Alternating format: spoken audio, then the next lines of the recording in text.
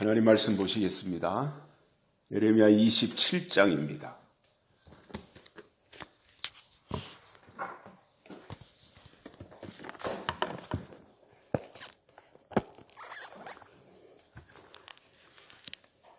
예레미야 27장 14절에서 15절 말씀 보시겠습니다.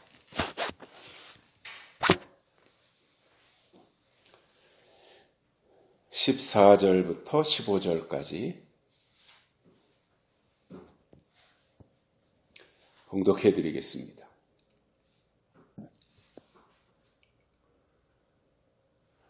왕과 백성에게 바벨론 왕을 섬기지 아니하리라 하는 선지자의 말을 듣지 마소서.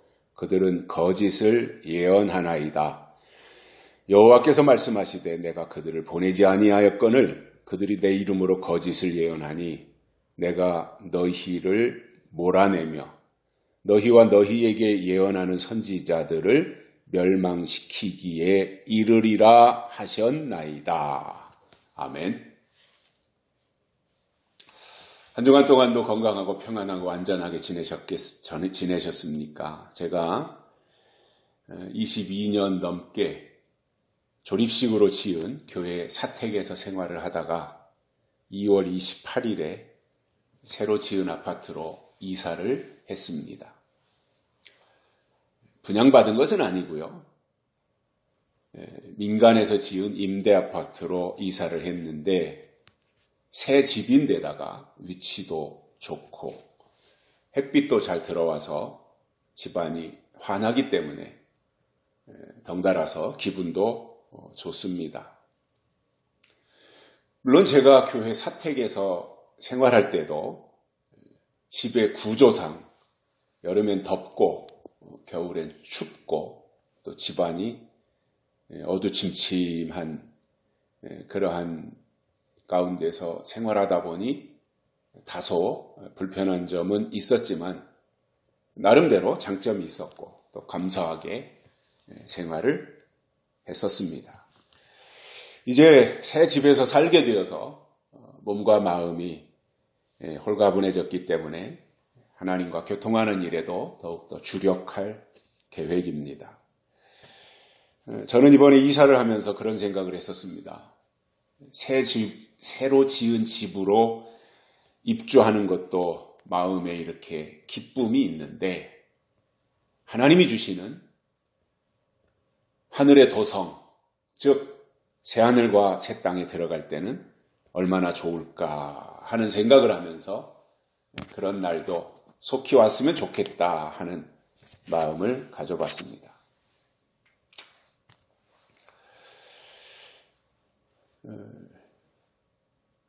우리와 지금까지도 하나님이 함께하며 선한 길로 인도하신 것처럼 앞으로 우리 앞길도 이끄시고 더 좋은 것으로 우리에게 기쁨을 주실 것이라고 확신합니다. 예레미야서는 구약성경에서 이사야서 다음으로 분량이 많은 예언서인데 예레미야서의 핵심 내용은 이런 것입니다. 유다 백성들이 우상을 숭배하고 하나님께 대한 불순종이 심각하다 보니까 하나님이 심판하실 것이다. 그 상태로 가면 하나님이 반드시 심판하실 것이다. 이것을 예레미야 선지자가 경고하는 내용이에요. 계속해서 그 내용이 이어져 가고 있는 거예요. 그런 가운데서 만약에 예레미야 선지자가 증거하는 이 심판의 메시지를 듣고 이제라도 정신 차리고 그 자리에서 돌아서면 하나님이 심판을 거두시겠다고 말씀하시는 거예요. 그러나 안타깝게도 유다는 끝까지 돌이키지 않았다고 하는 사실입니다. 그 결과 유다는 바벨론에게 정복당하고 비참하게 70년 동안이나 포로 생활을 하는 이 상황에 접어들게 되는 것입니다. 원래 유다라고 하는 나라는 하나님의 혈통을 가진 민족이에요. 하나님이 선택하신 선민이에요. 그런데 안타깝게도 그들 속에는 거짓을 예언하는 선지자들이 있었다는 겁니다. 어디서 유래됐는지, 어떤 상황에서 그렇게 이 거짓 선지자들이 나올 수밖에 없었는지 그것에 대해서는 우리가 자세하게 이 예레미야 앞부분에서 읽어볼 수 있겠습니다만은, 그러나 그들은 거짓 선지자들이 등장하면서부터 계속해서 그쪽 방향으로 치우칠 수밖에 없었던 거죠.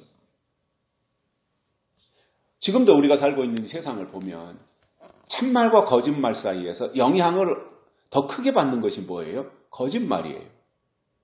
가짜뉴스에 현혹되어 있는 사람들이 훨씬 더 많다 그러잖아요. 우리 사회 구조가. 우리 국민성이 귀가 얇아서 남의 말을 잘 들어서 그런지 모르지만 가짜뉴스에 쉽게 노출되고 선동되는 것이 특징이라 그러지 않습니까? 유다 백성들도 마찬가지로 거짓 선지자들이 등장하니까 그것을 분별할 능력조차 가지고 있지 못했고, 왕까지도 거짓 선지자들의 말에 심각하게 영향을 받고 있기 때문에 예레미야 선지자가 지금 왕에게 이러한 간청을 하고 있는 것입니다.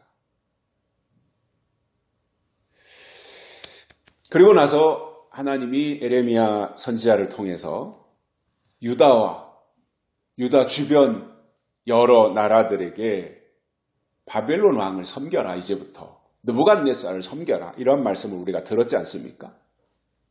이것은 굉장히 순종하기 어려운 요구였습니다.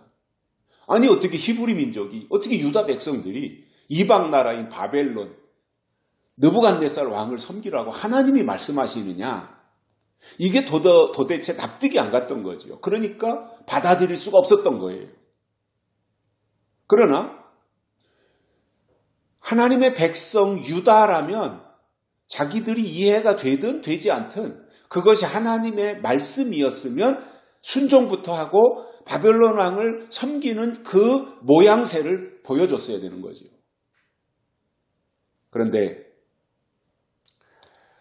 그렇지 않게 되는 결과를 초래했고요. 만약에 하나님이 유다 백성들에게 말씀하신 바벨론 왕을 섬기라고 하는 그 말을 거역할 경우에는 칼과 기근과 연병으로 죽게 될 것이라고 경고하셨음에도 불구하고 그들은 그 말을 거역하고 오히려 하나님의 말씀을 듣지 말자고 백성들을 선동하는 그 태도를 보였던 것입니다.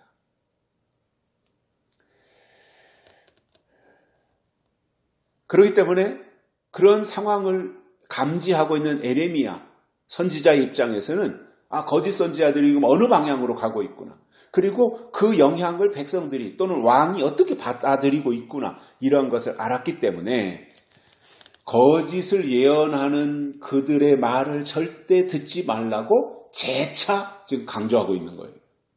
오늘은 거짓을 예언하는 선지자들의 특징이 무엇인지 세 가지를 깨닫고 은혜를 받겠습니다. 첫째로, 거짓 선지자들은 하나님이 보내시지 않았다, 이렇게 말씀하고 있어요. 이게 결정적인 거예요. 하나님이 보내지 않았다는 거예요. 원래 하나님의 이름을 말하는, 즉 하나님을 말하는 선지자라면 하나님이 보내신 자여야 하는 것이 맞습니다. 예레미야 당시에도 보면 하나님이 보내시지 않았는데도 불구하고 자기들이 하나님이 보내셨다, 이렇게 큰 소리 치고 다니는 선지자들이 있었던 거예요. 하나님이 안 보냈는데 자기는 나는 주의 종이다, 하나님이 나를 세웠다, 하나님이 나를 부르셨다, 하나님이 나를 보내셨다, 이렇게 말하는 거예요. 그러나 우리가 좀 신앙의 높이가, 신앙의 고도가 어느 정도 갖춰진 입장에서 볼 때 하나님의 이 일을 하는 사람들에게 있어서 가장 중요한 것은 하나님이 보내셨느냐 하는 이 부분입니다. 사실 많이 배웠냐, 못 배웠냐, 뭐 좋은 대학을 나왔냐, 이런 것을 다 떠나서 제일 중요하게 생각해야 되는 것이 뭐예요? 하나님이 보내셨느냐 이거지 않습니까? 자, 그러면 하나님이 보내셨으면 그를 통해서 하나님의 일을 하는 자들에게 하나님이 주시는 어떠한 역할이라든가 이런 것들이 있어야 되지 않습니까? 하나님이 보내신 증거들이. 그런데 하나님이 보내셨기 때문에 하나님의 일을 한다면 그것에 대한 명분과 당위성이 당연히 생기는 거예요. 그러나 하나님이 보내시지 않았으면 어떤 것도 정당화될 수 없는 것입니다. 그러면 하나님이 보내셨는지 안 보내셨는지를 알 수 있는 기준이 있어야 되잖아요. 무엇을 기준으로 삼고 무엇을 근거로 삼아서 하나님이 보내셨구나, 하나님이 보내지 않았구나 이것을 결정할 거예요. 그 기준이 있어야 되지 않겠습니까? 그것은 예수님이 말씀하신 것처럼 저는 그렇게 생각합니다. 예수님이 요한복음 3장에서 이런 말씀을 하셨어요. 하나님이 보내신 이는 하나님의 말씀을 하나니 이는 성령을 한량없이 주심이라. 하나님이 보내신 이는 하나님의 말씀을 하나니, 저는 이게 보내셨느냐 안 보내셨느냐의 결정적인 증거라고 봅니다. 이게 여기서 정답을 찾을 수 있다고 봅니다. 그래서 설교를 들어보면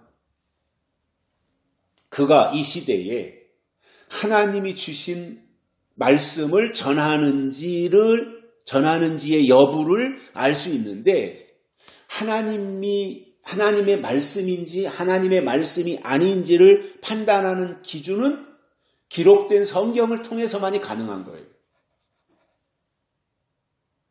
그러면 이 시대에 하나님이 주시는 예언의 말씀을 증거하느냐, 때를 따라 주시는 약속의 말씀을 증거하느냐, 그렇다면 그는 하나님이 보낸 종입니다. 왜냐하면 예레미야 23장 28절에서 예레미야 선지자가 이런 말씀을 했습니다. 내 말이 있는 선지자는 나의 말을 충실히 전할 것이니라. 그에게 내 말이 있는 선지자는 나의 말을 충실하게 전할 것이다 이겁니다. 여건이 좋을 때도 전하고 여건이 안 좋을 때도 그 말씀을 전한다는 거예요. 심지어는 사람들이 듣기에 불편한 말씀이라고 할지라도 그가 진짜로 하나님이 보낸 종이라면 그때 주시는 하나님의 말씀을 가감없이 전해야 됩니다. 성경에 보면 하나님이 보내지 않은 거짓 선지자들의 특징을 몇 가지로 설명하고 있습니다. 하나님이 부르시지 않았다라고 하는 이것이 첫 번째입니다. 하나님이 부르시지 않았는데 자기는 하나님이 부르셨다고 억지를 부리는 거죠. 또 자신이 가지고 있는 이 생각이 마치 하나님의 말씀인 것처럼 포장해서 전한다는 거예요. 그리고 자기에게 하나님의 어떤 특별한 계시가 있는 것처럼 말하는 거예요. 그리고 사람들이 듣기 좋은 말을 하는 겁니다. 비유를 맞추고 평안하다 안전하다 하고 땅의 것을 말하면서 땅의 평안을 이야기하고 뿐만 아니라 우상 숭배하는 것을 조장하고 정당화하는 겁니다. 구약 시대에도 그랬어요. 우상 숭배를 정당화하는 거예요. 그리고 백성들에게 그걸 조장합니다. 뿐만 아니라 권력자와 결탁해서 불의를 옹호하는 겁니다. 권력자 편을 들어주는 거예요. 권력자 비유를 맞추는 거예요. 왕의 비유를 맞추고 왕이 듣기 좋은 얘기하고. 선지자는 그러면 안 된다는 거예요. 정말 하나님이 세운 선지자는 그게 아니라는 거죠. 미가 선지자는 미가서 3장 11절에서 그런 말씀을 했습니다. 그들의 선지자들은 돈을 받고 점을 치면서도 여호와를 의지하여 말하기를 여호와께서 우리 중에 계시지 아니하냐 이렇게 말하더라는 거예요. 돈을 받고 점을 치고 돈을 받고 예언을 하면서도 말로는 여호와를 의지하여 여호와께서 우리와 함께 계시다, 우리 중에 계시다 이렇게 말한다는 거예요. 돈을 받고 거짓을 예언하는 사람들이 여호와의 이름을 가지고 예언한다고 해서 그 예언이 하나님의 말씀이 되거나 그 예언이 이루어지지 않는다는 겁니다. 중요한 것은 이름만 선지자라는 것이 아니라 하나님이 보낸 선지자냐 이게 중요하고 그들을 통해서 하나님이 주시는 예언의 말씀이 올바로 증거되고 있느냐 하는 이 부분이라는 말입니다. 요한계시록에도 보면 거짓 선지자가 나타나는데 사도 요한은 그 계시록에 나오는 거짓 선지자들을 음녀, 바벨론, 황충이 이렇게 말하고 있습니다. 그러면 이런 부류의 거짓 선지자가 언제 나오느냐? 이게 중요한 부분 아니겠습니까? 거짓 선지자가 언제 나오느냐? 구약에도 거짓 선지자들이 있었는데 예수님 초림하셨을 때도 거짓 선지자들이 있었는데 바울 사도 당시에도 거짓 선지자들이 있었는데 그러면 계시록에서 말씀하고 있는 거짓 선지자는 언제 나타나는가? 하나는 셋째 나팔에 하늘에서 강과 물샘이 떨어진 횃불같이 타는 별이 있어요. 근데 그 별이 강과 물샘에 떨어졌어요. 근데 떨어지고 보니까 그 별에 이름이 있는데 그 이름이 쑥이라 그랬습니다. 그래서 강과 물샘에 떨어졌는데 그 별이 쑥이었기 때문에 그때부터 그 물이 쑥물이 되어가지고 많은 사람들이 죽더라 이런 말씀을 해주고 있습니다. 그래서 셋째 나팔, 하늘에서 떨어진 별, 이게 이제 거짓 선지자라는 말이고요. 다른 하나는 다섯째 나팔에 무저갱의 연기 가운데서 올라오는 황충이를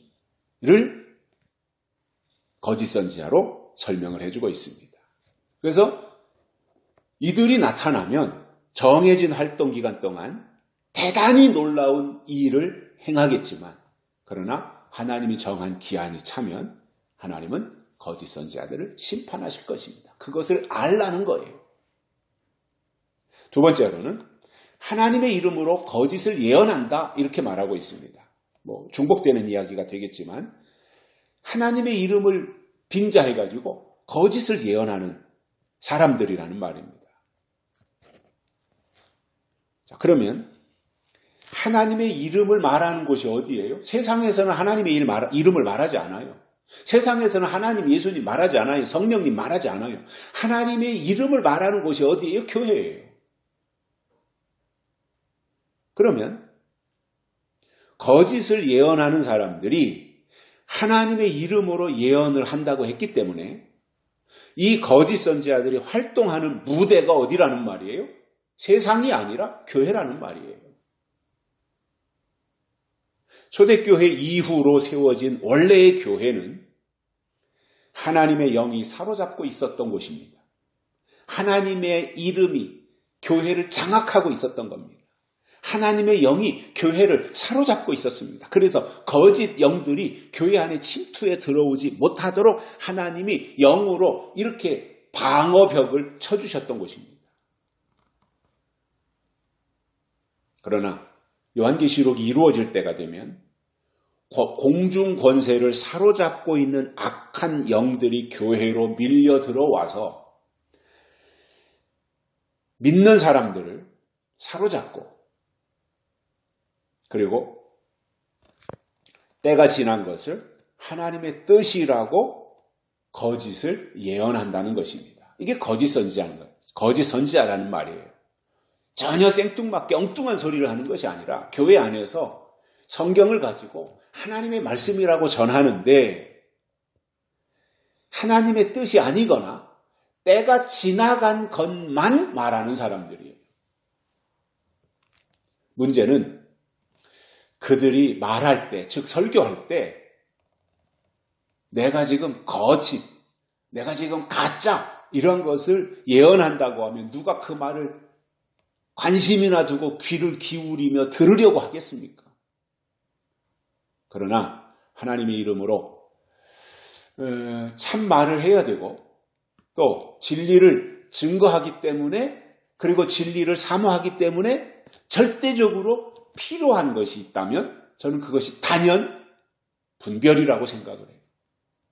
진짜만 다 있다면 분별할 필요가 없어요. 그러나 진짜와 가짜가 섞여 있다면 분별해야 되는 거예요. 그때부터는.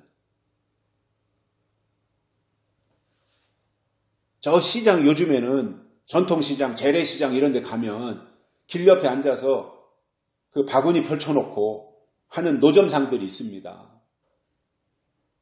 근데 거기에서는 뭐 서리태도 팔고 땅콩도 팔고 뭐 이런저런 뭐 생선이라든가 멸치라든가 이런 것도 다 길 옆에 놓고 팔아요. 할머니들이. 그러니까 지나가다 생각할 때는 이 동네에서 이렇게 농사지은 거 가지고 나와서 할머니들이 파나보다. 그죠? 용돈이라도 쓰려고 농사지은 콩, 농사지은 수수, 옥수수 이런 거 가지고 나와서 파나보다 이렇게 생각할 수 있잖아요. 저도 그런 줄 알았어요. 그런데 몇 년 전에 제가 그걸 알고 보니까 그게 다 중국 보따리상들이 가지고 와서 도매상들이 보따리상으로 중국에서 가져온 것들을 다 넘겨가지고 팔아서 그걸 싸게 사다가 노점상에서 판매하고 있는 사람들이에요. 그러니까 국내산, 우리나라에서 생산한 것을 파는 게 아니라 우리나라 할머니들이 앉아서 파는데 중국에서 수입해다가 그 중국에서 이쪽 평택 쪽으로 배가 들어오는데 거기에 보따리상들이 수십 명이 1인당 뭐 20kg인가 40kg씩 가져올 수 있어요. 세금 없이. 그럼 그거를 한국으로 가져오면 평택항에다 내려가지고 다 이제 한국 쪽에다 넘기는 거예요. 그것을 저렴하게. 그러면 그것을 유통 과정을 거쳐서 이제 노점상 할머니들이 길가에 앉아서 그거 팔고 있는데 그것이 중국산이라는 거죠.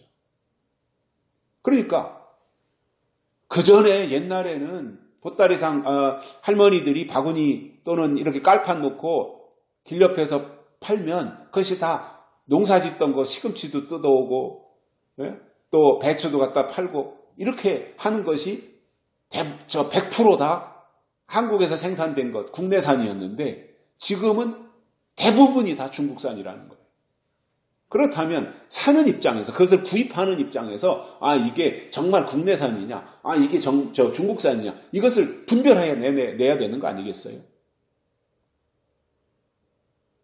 저는 교회 안에서 이루어진 일도 똑같다고 봅니다. 가짜는 절대로 자기가 가짜라고 안 해요. 교회 안에서. 자기가 옳다고 하고 자기가 진리라고 그래요. 그러니까 진짜도 자기가 진짜라고 하고 가짜도 자기가 진짜라고 하니까 그것을 듣는 입장에서는 누가 진짜냐 이것을 분별해야 되는 거잖아요. 그냥 말만 듣고 따라가면 중국산도 국내산으로 둔갑해가지고 국내산인 줄 알고 사게 되는 거잖아요. 그거야 뭐 콩 한 봉지 잘못 산 거야. 속았다 치고 버리든가 뭐 하면 되지만 진리 문제는 그게 아니지 않습니까? 그렇기 때문에 더 고도의 어떤 영적 능력을 가지고 그것을 분별해내야 하는데 하나님의 이름을 말한다고 해서 다 주의 종이 아니고 교회에서 설교한다고 해서 다 하나님이 보낸 사람이 아니라는 말이에요.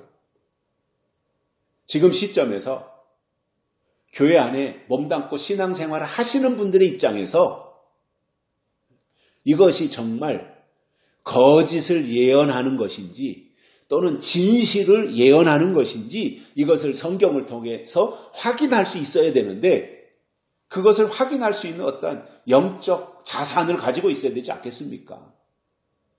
뭘 가지고 어떻게 분별할 거예요? 그 능력이 없는데 그러한 배움이 없는데 그러한 어떠한 가치가 자기 자신에게 만들어지지 있지 않다면 어떻게 분별하겠습니까? 그래서 지난주에도 그런 말씀을 제가 드렸었는데 듣는 입장에서 잘 들어야 돼요. 그래서 인간의 이성을 가지고 인간의 생각을 가지고 분별하기 어렵다면 성경을 꼼꼼하게 읽고 성령의 감동이나 혹은 하나님의 영으로 인도함을 받아서라도 분별해야 되는 겁니다. 예수님이 재림하실 때가 가까워지면 그때부터 교회 안에서 활동하는 거짓 선지자들이 거짓 예언을 하면서 치명상을 사람들에게 입히기 때문에 사도 요한은 그것에 대해서 요한일서 4장에서 영을 다 믿지 말고 영들이 하나님께 속하였나 시험하라. 왜냐 많은 거짓 선지자들이 세상에 나왔음이니라. 이렇게 말씀해 주셨습니다. 그래서 지금 시점에서는 성경 지식과 하나님이 주신 영감으로 영들이 하나님께 속했는지 구별하는 고도의 감별사가 돼야 돼요. 그래야 자신을 악한 영으로부터 지켜낼 수 있는 겁니다. 특히나 설교자들이 하나님께 속해 있는지, 설교자들의 영이 하나님께 속했는지 구별하는 방법을 알아야 되는데 그것은 설교를 들어보면 알 수 있습니다. 한 번 들어서 알기 어려울 수 있어요, 저는. 왜냐? 그때그때 상황에 따라서 설교의 내용은 달라지는데 한 번 들어가지고 그 사람의 영을 요거구나 딱 하기는 쉽지 않고 왜냐? 그때는 그 현장 상황이 그렇지 않았기 때문에 설교자가 그런 방향에서 설교할 수 있는 거거든요. 그렇기 때문에 한 번 들어가지고 알 수는 좀 곤란하다고 할지라도 두 번, 세 번, 네 번 이렇게 들어보면 패턴이라는 게 있잖아요. 방향. 그분이 설교하는 방향이라는 것은 있는 거예요. 아예 논리도 없고 자기 주관도 없고 맨날 그냥 남의 거 뺏겨다가 읽어주는 사람은 오늘은 여기로 가고 내일은 저리로 가고 하니까 왔다 갔다 그러니까 그 사람들은 판단 가치도 없는 사람들이고 그래도 적어도 어느 정도 규모를 갖추고 어떤 신학적인 바탕이나 배경을 가지고 자기 설교를 하는 사람들이라면 패턴이 있잖아요. 그러면 그 패턴을 들어보면 이분은 이 방향으로 가고 있구나. 이것을 알 수 있게 되는 거거든요. 그래서 설교를 들어보면 그분의 소속이 어디인지 분명히 알 수 있습니다. 단언합니다. 저는. 그래서 개인적인 친분 관계를 떠나 그 사람과 나와의 어떤 친분 관계 이런 걸 다 떠나서 하나님의 뜻이 무엇인지 알고 설교하는 그 사람이 하나님이 때를 따라 내려주시는 영의 양식을 올바로 제공하는 사람인가 아니면 때가 지난 것만 말하는 사람인가 이것은 분별할 수 있어야 됩니다. 참 선지자와 거짓 선지자의 특징이 있는데 참 선지자는 성경을 통해서 이 시대에 나타내 주시는 하나님의 뜻을 말하고 계시록에 담겨져 있는 예언의 말씀을 전파하는 데 주력합니다. 그러나 거짓 선지자는 성경을 읽고 설교는 하는데 하나님의 뜻에 대해서 말하지 않고 약속에 대해서도 설명하지 않으며 하나님이 이 시대에 하실 일이 무엇인지에 대해서는 도무지 말하지 않는 그래서 과거에 역사하신 하나님에 대해서만 말하는 사람 저는 이것이 단연 거짓 선지자다 이렇게 말하고 싶습니다.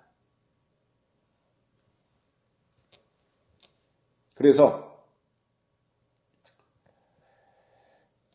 그 거짓 선지자들 속에는 하나님의 뜻이 없고 요한계시록에 담겨진 하나님의 비밀을 전혀 알지 못하기 때문에 그것에 대해서는 입도 뻥끗하지 않는다는 겁니다. 에레미야서에서 에레미야 선지자가 말씀하는 설명하는 이 거짓 선지자들을 보면은 하나님의 이름으로 거짓을 예언한다고 했기 때문에 입으로는 하나님을 말하지만 내용은 거짓이라는 거예요. 중요한 것은 내용이잖아요. 그 중에 핵심 내용이 무엇이냐? 이것을 간파할 수 있어야 되지 않습니까? 그러한 거짓 선지자들을 이기는 길은 성경을 통해서 거짓 선지자들의 정체가 무엇인지를 알면 영향을 받지 않기 때문에 이길 수 있지만 거짓 선지자들의 정체를 알지 못하면 거짓 선지자들을 이기기가 어렵습니다. 제가 볼 때 지금까지 신앙생활을 해오신 분들이 지금 잘 해오던, 그동안 교회 생활을 통해서 잘 유지해 오던 그것을 당연히 지켜내야 할 뿐만 아니라 거기에 만족하지 말고 지금까지 해오던 것 위에 꼭 한 가지 더 갖춰야 될 것이 있습니다. 지금까지 해오던 것이 다 잘못됐으니까 다 파괴시키자, 이게 아니라 지금까지 해오던 것을 잘 유지하면서 그 위에 한 가지 더 추가하고 갖춰야 될 것들이 있어요. 업그레이드죠, 이게. 뭐냐면 누군가로부터 설교를 들을 때 그 설교자가 하나님이 보낸 종이냐 아니면 거짓 선지자냐, 이것을 냉철하게 분석하고 분별해내야 된다는 거예요. 지금 우리 특히 대한민국 같은 경우 정치적으로 첨예하게 국민이 갈라져 있어요. 이게 불행한 일이에요. 남북이 갈라져 있는데 또 우리 국민들이 정치적으로, 이념적으로 갈라져 있다. 이게 참 불행한 일이죠. 그래서 좌우 이것으로 분리된 상황에서 정치 얘기를 잘못 꺼내면 대판 싸움이 일어납니다. 친구들끼리도 그렇습니다. 어제까지 친하게 잘 지냈는데 오늘 만나서 정치 얘기 잘못하다가 나는 우파인데 괜히 좌파 비판하면 좌파였던 친구가 아주 핏대를 내면서 반격하는 이러한 현실이 지금의 우리나라 모습인데, 저는 경제적으로는 우리나라가 선진국이 됐는지 모르지만 정치적으로는 굉장히 후진국이라고 생각하는데, 그 이유가 뭐냐면 정상적인 사고를 가졌다면 좌냐 우냐로 갈 것이 아니라 옳으냐 그르냐로 가야 돼요. 옳으냐 그르냐. 그런데 지금 우리나라의 현실은 어떻습니까? 옳으냐 그르냐는 관심이 없어요. 좌냐 우냐, 우냐 좌냐, 이거로 가는 거예요. 그래서 좌파는 절대로 우파를 인정하지 않고 옳고 그름을 떠나서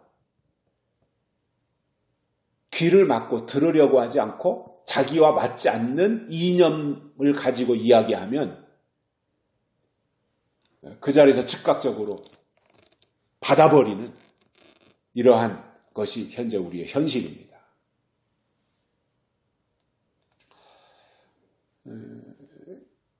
그래서 한쪽에 대해서는 귀를 닫고 있다고 하는 것, 그리고 자기가 이념적으로 듣고 싶은 말만 들으려고 한다는 것, 이러한 것들은 좀 대한민국의 현실 속에서는 좀 불행한 일이다. 누가 잘하고 잘못하고를 떠나서 그래도 최소한도 국민성이 어느 정도 위치에 올라갔다면 옳고 그름의 문제로 가야 되는데, 그것은 다 접어두고 내가 저 사람을 좋아하니까 저 사람은 무조건 지지하고 나서는, 그래서 개딸도 나오고 이런 상황들이 전개되는 것이 아닌가, 저는 그런 생각을 하게 되는데, 이런 부분들에 대해서는 제가 지난주에도 에서의 장자권을 야곱이 가로채는 과정을 설명하면서 말씀드렸던 것처럼 그가 하는 말을 들으면 그의 소속과 그의 정체를 알 수 있어요. 말은 숨길 수 없다 그랬잖아요.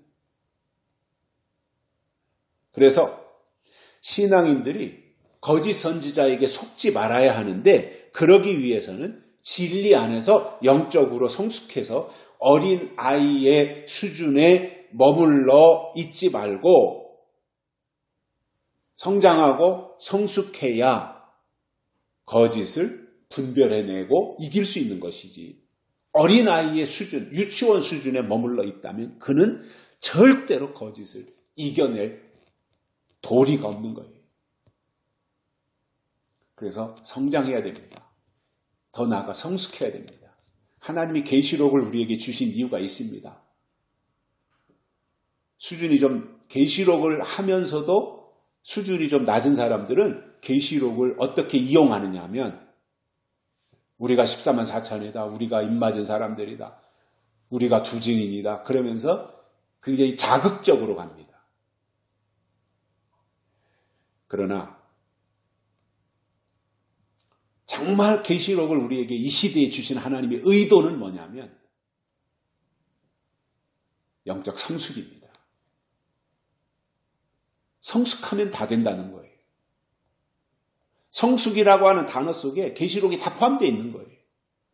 그래서 계시록을 주신 것은 한 단계, 마지막 그 한 단계 더 올라가라는 거예요. 더 높아지라는 거예요. 더 성숙하라는 거예요.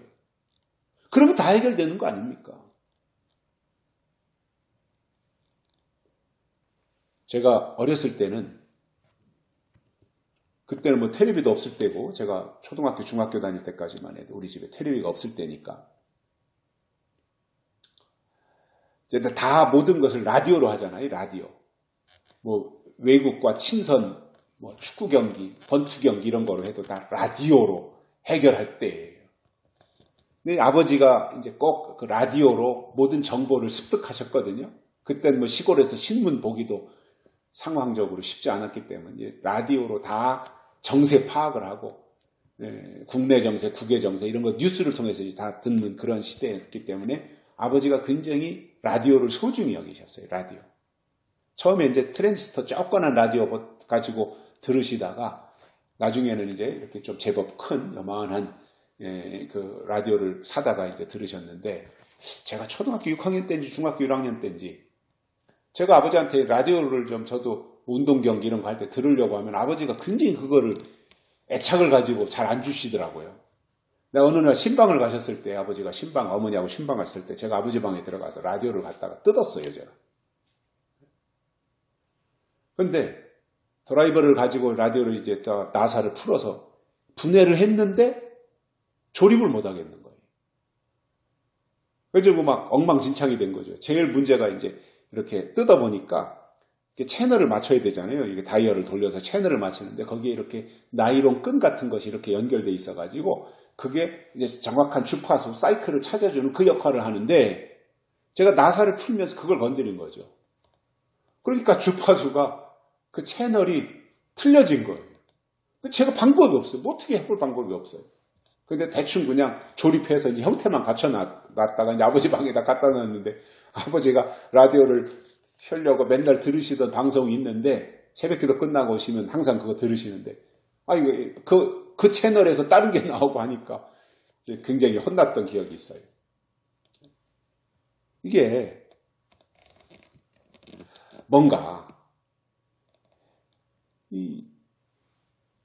이게 듣는 작용, 나도 듣고 싶은 게 있는데 그거 들을 수 없는 그 상황. 그래서 그것에 대해서 어떠한 방안을 통해서 어떤 과정을 통해서 정확한 정보를 듣고 정보를 정확하게 습득해서 그것을 이길 수 있는 그 단계로 나아가고 그것을 식별해내고 분별해낼 수 있는 그러한 역량을 갖춰야 된다는 거죠. 거짓 선지자는 기롱하는 자이고 속이기 위해서 나오기 때문에 그 목적을 달성하기 위해서 얼마나 자신을 철저하게 위장하고 그럴듯한 모습으로 나타나겠습니까? 거짓 선지자가. 양의 가죽을 쓴 일이라 그랬잖아요. 예수님도. 그러니까 겉모습만 보면 안 된다는 거죠. 속을 봐야 되는 거죠. 내용을 봐야 되는 거죠. 맨날 설교할 때마다 축복 얘기나 하고 평안하다, 안전하다고 하면서 하나님이 예비하신 환난과 심판에 대해서는 한마디도 말하지 않으면 그는 분명 확실한 거짓 선지자입니다. 환난과 심판에 대해서 말해야 돼요. 구약의 선지자들이 다 심판에 대해서 예언했잖아요. 잘못 가고 있는 그것에 대해서 지적하고 책망했잖아요. 계시록에서 말씀하는 환난은 5째 나팔과 6째 나팔인데 이것에 대해서 계시록을 통해서 깨닫고 대비할 수 있어야 됩니다. 심판은 7 대접을 쏟는 것인데 그때가 되면 어떤 일이 일어나는지 성경을 통해서 알아야 됩니다. 이렇게 되기 위해서는 환난에 대해서 또는 심판에 대해서 구체적이면서도 집중적으로 설명하는 요한계시록을 하나님의 은혜로 깨달아야 되는 거예요. 이것은 세상에서 공부를 많이 했다고 해서 알 수 있는 게 아닙니다. 영적인 것은 영적인 것으로만 분별할 수 있기 때문에 하나님의 영이 오셔야 되는 거예요. 어찌 보면 지금 시점에서는 누군가가 설교하는 내용을 들으면서 하나님이 보낸 종이구나 아니면 거짓 선지자구나 이것을 분별할 수 있어야 되는 거예요. 그게 성장이에요. 그것을 원하시는 겁니다. 아버지 얘기하다가 제가 결론을 못 내렸는데 그렇게 내가 필요한 거 아버지한테 달라 그래도 아버지가 소중하게 여기면서 저한테 안 주시더니 제가 군대 제대하고 나서 아버지 가지고 계신 아버지 나 카메라 좀 쓸게요. 그래 갖다 써라. 아버지 이것 좀 할게요. 그래 알아서 해라. 그때는 다 저한테 맡기시고 위임하시는 거예요. 다. 집안 얘기도 다 하고 네가 앞으로 해야 될 일이 무엇이다 다 얘기해 주시고 결혼은 어떻게 해야 된다 다 얘기해 주시고 앞으로 너는 어떻게 살아야 된다 다 얘기해 주시고 제가 요구하는 건 다 해주시고 왜냐? 어린애가 아니라는 말이죠. 성장했다는 말이죠. 그러니까 제가 성장하니까 아버지는 저에게 다 맡기시더라는 말이에요. 신앙도 똑같아요. 영적으로 성장하고 성숙하면 하나님은 다 위임하시는 겁니다. 세 번째로 하나님이 멸망시키실 것입니다. 거짓 선지자는 하나님이 멸망시킨다는 거예요. 그래서 하나님은 오래 참으시지만 영원히 참지는 않으시고 사랑의 하나님이시지만 동시에 공의의 하나님이시기 때문에 사랑은 절대 심판을 못하지만 사랑이니까 사랑은 용서니까 사랑은 심판을 못하지만 공의로 심판하시는 거예요. 그래서 하나님은 사랑의 하나님이실 뿐만 아니라 공의의 하나님, 즉 용서하고 보듬어 주시는 하나님일 뿐만 아니라 마지막에는 심판하시는 하나님이시다 이겁니다. 그래서 성경의 결론은 심판이고 마지막 심판을 통해서 천년왕국에 들어갈 사람과 멸망에 들어갈 사람들을 하나님이 구별하시는 거예요. 이게 알곡과 쭉정이를 가르는 것이고요. 이게 추수의 원리 속에서도 나오는 내용들인 거지요. 그래서 중요한 것은 이런 겁니다. 천년왕국에 들어갈 사람들도 교회에서 나오고 멸망당할 사람들도 교회에서 나온다는 거예요. 그러면 누가 천년왕국에 들어가고 누가 멸망에 들어갈까요? 이것에 대해서 계시록적으로 간단하게 설명하면 미혹당하지 않고 하나님의 인치심을 받으면 천년왕국에 들어가는 것이고 거짓 선지자를 쫓아가면 당연히 그 결과는 멸망이라는 말입니다. 예수님은 좁은 길과 넓은 길, 좁은 문과 넓은 문을 통해서 이러한 것들을 너무나 자세하게 설명을 해주셨어요. 또 구약에서도 아브라함 때 소돔성이 멸망을 당했는데 표면적인 이유는 의인 10명이 없었기 때문이었습니다. 그러면 소돔성에 의인 9은 있었을까요? 의인 5명은 있었을까요? 결국 소돔성이 멸망당한 이유는 한마디로 의인이 없었기 때문이에요. 세상은 숫자가 많으면 유리하고 민주주의도 결국은 숫자에 의해서 정책과 방향을 정하지만 하나님은 숫자 많은 것을 원하시는 것이 아니라 하나님의 마음에 합한 의인을 원하신다는 겁니다. 그래서 예레미야 5장에서도 의로운 한 사람을 찾으시는 하나님의 심정이 나오잖아요. 한 사람을 찾는 거예요. 한 사람을. 그러면 누가 의인이냐 말이에요. 누가 의인입니까? 성경에 보면 의인은 하나님의 뜻이 나타난 것을 의라 그래요. 그리고 의인은 나타난 하나님의 뜻을 받아서 행하는 사람. 하나님의 뜻이 사람에게 보여지고 나타난 것이 하나님의 의이고 그 하나님의 뜻을 받들어서 그 뜻을 실상으로 나타내 보여주는 사람이 의인인 거예요. 그래서 방주를 지으라고 하는 것은 하나님의 의였고 그것을 노아가 받들어서 방주를 만들어 시대 앞에 노아의 방주를 나타낸 것이 의인이었단 말이에요. 그래서 하나님의 뜻을 나타내는 사람을 의인이라고 하는 거예요.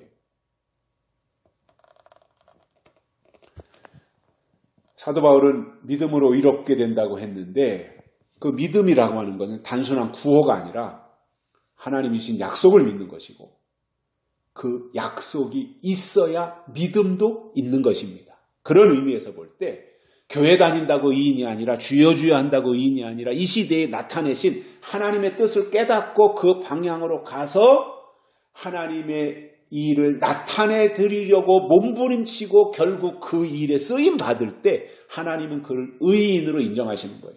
노아가 의인으로 인정을 받았는데 노아의 의라고 하는 것이 노아의 어떤 결함이나 실수가 있지 않습니까? 그런데 하나님은 그런 걸 보시지 않고 노아의 의인, 하나님이 노아를 의롭다고 인정하신 것은 하나님의 뜻, 방주를 나타냈다고 하는 그것을 하나님은 인정하신 거예요.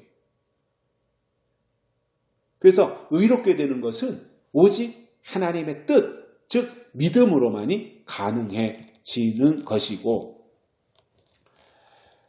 그러므로 그 시대에 주신 하나님의 뜻을 노아가 나타냈던 것처럼 지금도 하나님은 하나님의 뜻을 나타낼 사람들을 찾고 계신 겁니다. 그런데 만약에 하나님을 말하고 주의 이름으로 귀신도 쫓아내며 선지자 노릇도 한다고 하면서 그 시대에 주신 하나님의 뜻이 그 속에 없으면 하나님은 그를 종으로 인정하지 않고 멸망의 대상으로 보고 계시다는 말입니다. 마태복음 7장에서 예수님은 이런 말씀을 하십니다. 유명하지요. 나더러 주여 주여 하는 자마다 다 천국에 들어갈 것이 아니요 다만 하늘에 계신 내 아버지의 뜻대로 행하는 자라야 들어가리라. 이렇게 말씀하셨습니다. 중요한 것은 뭐라는 거예요? 하나님의 뜻이라는 말이에요. 그래서 뜻대로 믿는 자를 하나님이 찾고 계신데 입으로만 주여 주여 하지만 중심에 하나님의 뜻이 없으면 하나님은 그를 멸망으로 이끌고 가신다. 이것이 지금 오늘 본문 내용 속에서 에레미야 선지자를 통해서 주시는 내용인 거예요. 그러므로 하나님을 믿지 않는 사람들은 이미 심판을 받았다고 성경이 기록하고 있잖아요. 믿지 않는 자는 이미 심판을 받은 것이고 하나님을 믿는다고 주일마다 교회에 나가는 사람들이 겉으로는 예배에 참석하지만 실제로는 그 속에 하나님의 뜻이 없다면 믿지 않는 말이다 그 말입니다. 하나님이 유다를 멸망시키는 이 과정을 통해서 지금의 교회를 유심히 살펴서 지금 어디로 가고 있는지 행여 유다 백성들처럼 하고 있는 것은 아닌지 오늘 이 시대의 교회를 면밀하게 검토할 필요가 있어요. 교회에 대해서 이제 좀 이렇게 잘못 가고 있는 부분들에 대해서 노출을 시키고 좀 비판을 하면 굉장히 과민하게 반응하는 사람들이 있습니다. 교회 안에. 물론 비판을 하지 않을 수 있다면 그게 더 좋은 거겠지만 어쩔 수 없이 잘못 가고 있는 것에 대해서 말할 수 있는 거 아닙니까?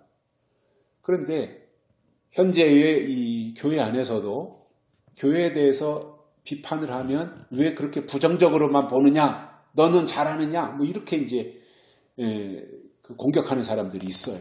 잘해서 비판한다는 말이 아니라 현재 상황이 그렇다고 하는 것을 알려야 된다는 거죠. 그런데 이제 비판조차 하지 못하게 하는 사람들, 교회는 하나님의 집인데 왜 교회를 비판하느냐 이렇게 말하는 사람들은 저는 천주교적인 사고를 가지고 있는 사람인데 이렇게 보고 싶어요. 왜냐? 천주교는 교회는 무오한 곳이다. 오류가 없다. 교회는 그렇게 말하잖아요. 또 교황도 무오하다. 오류가 없다. 교황 무오설, 교회 무오설 이것을 주장하는 것이 천주교거든요.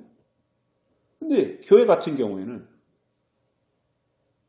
뭔가 사람이 모여 있는 곳에 잘못하는 부분들이 나타나면 비판할 수 있는 것이고 그래서 같이 공동체가 살아야 되는 것이지 뭐 더 잘하기 때문에 비판한다. 뭐 잘났기 때문에 비판한다. 뭐 이런 시각에서 본다면 그건 좀 아니라고 봅니다. 저는. 그래서 교회는 어떤 절대 가치를 가지고 있는 공동체라서 교회는 오류가 없어서 비판의 대상이 아니다. 이렇게 하는 건 천주교적인 사고방식을 가지고 있는 것이고요. 우리가 개혁주의잖아요. 장로교가 개혁주의. 개혁이라는 게 뭐예요? 날마다 새롭게 한다는 거잖아요. 날마다 새롭게.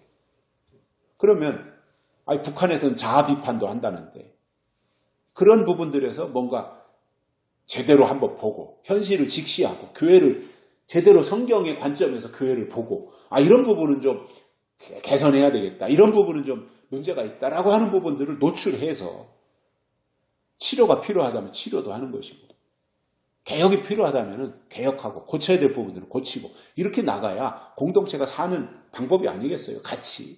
특히 마지막 때 교회는 더 그럴 수밖에 없다.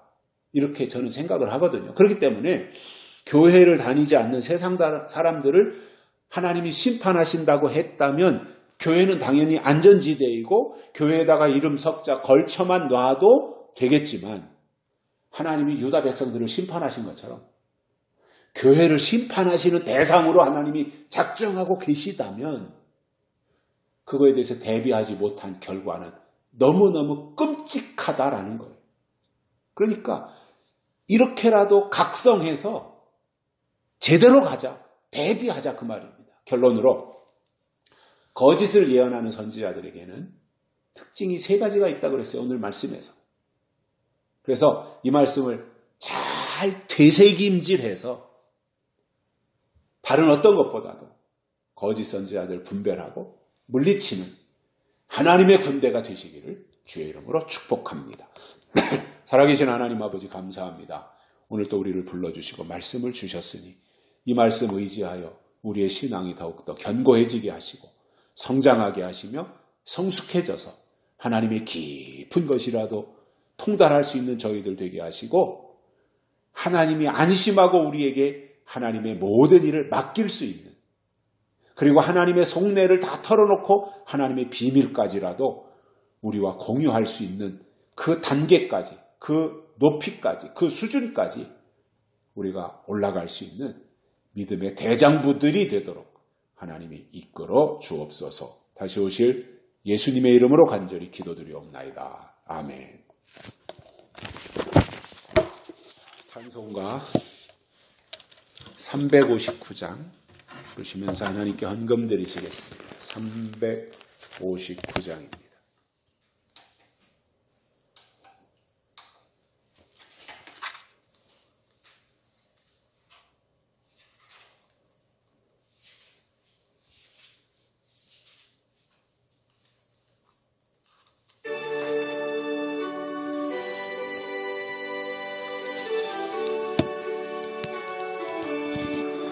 예수가 함께 계시니 시험이 오나 겁없네.